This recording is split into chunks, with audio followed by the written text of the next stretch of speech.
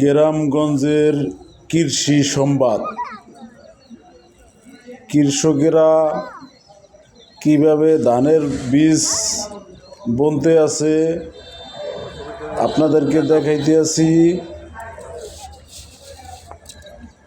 এটা হচ্ছে ইরি ধান বলকের জন্য বীজ ফেলাইতে আছে।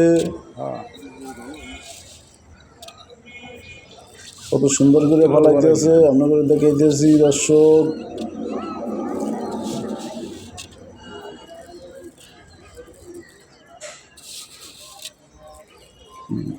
ধানের ভিজাইয়া কন্ডা করিয়া তারপর হালায়, তারপর বড় হইলে এগুলো তুললা ক্ষেত তৈরি করিয়া তারপরে এগুলা বীজ তুললা রুইবে।